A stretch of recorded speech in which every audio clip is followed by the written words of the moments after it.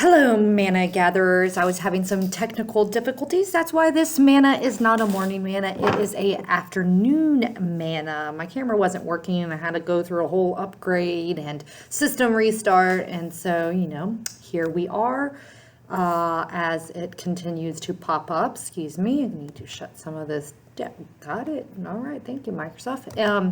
Y'all have days like that where it just doesn't go as planned. Maybe that's what I will focus on next week and how we can be responsive to those unexpected things and move through them with grace, because I need a lot of grace right now. I am here down in 115, F115 in the lower level of our church because Obi, my youngest, has hand, foot, mouth, and I didn't have any childcare for him today.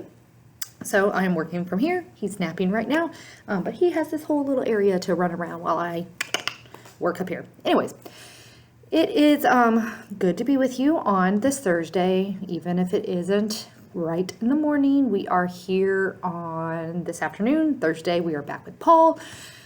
Paul writing to his letter to Timothy, 1 Timothy 6, 17 through 19. So hear these words in the NIV translation of the Bible.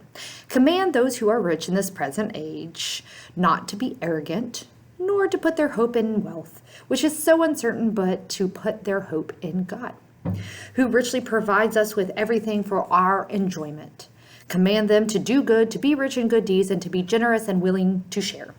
In this way, they will lay up their treasure for themselves as a firm foundation for the coming age, so that they may take hold of the life that is truly life. Thankfulness. What comes to mind when you think of gratitude? Thankfulness. We are getting closer and closer to Thanksgiving. What comes to mind? For me, it is not just a state of being from time to time, just when you're saying thank you for when you receive something. We daily receive something God daily gives us. Well, I'll go there in a minute. Rather, for me, thankfulness is a way of life. A life lived daily in thankfulness remembers that God daily richly provides us with everything we need. And for not just our need, but for our enjoyment in life, as Paul tells us this morning. I had a friend in seminary who said sometimes we get caught in an 80-20 perspective. 80% of your life can be going good, great, grand, wonderful. But then there's always that 20%, that 20% that we wish and pray would go better, it could be better, where we need improvement, our growing edges.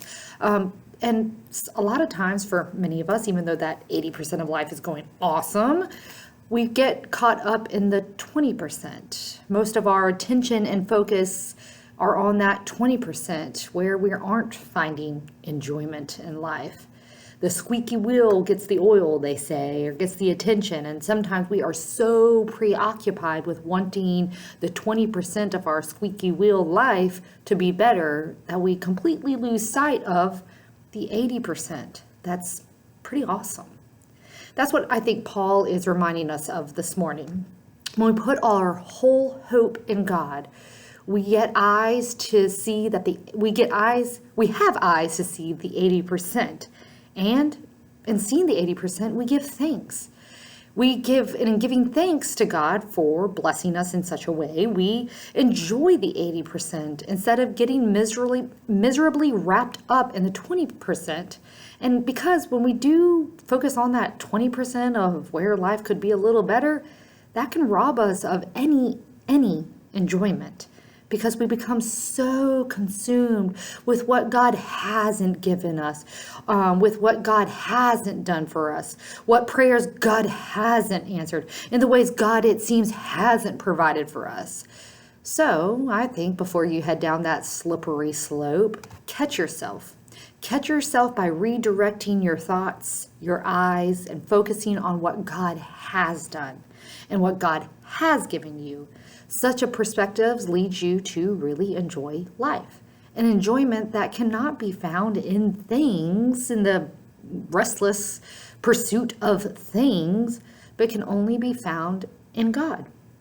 I see this focus on the 20% where things could be better happening a lot during these days of uncertainty in this pandemic.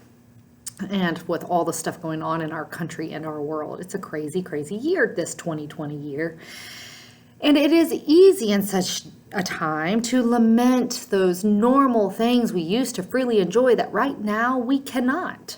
And so many of us focus on wanting to return to those things that we love and wish we could do, but we can't safely do right now. Even as numbers, we want to return to them, even as numbers rise and go up and up and up.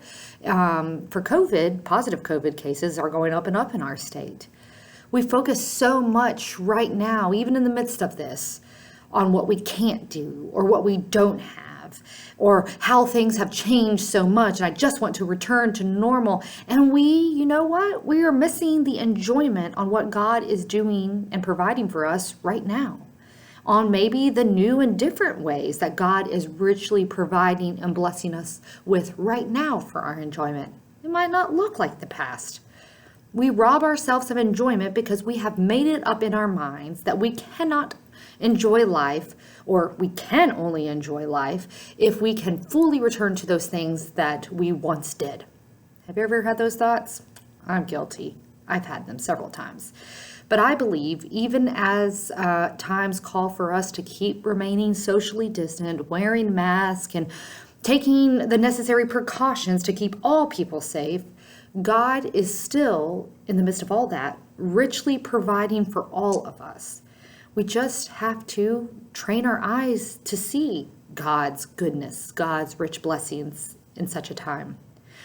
Don't rob yourself of enjoyment, of the enjoyment God desires you to know in this life. Focus daily on cultivating a life of thankfulness, of gratitude. I promise that you will daily find God who is richly blessing you, richly providing for you with everything you need for a full and abundant life. Now that I got my camera working, I will see you Friday morning. Have a good one.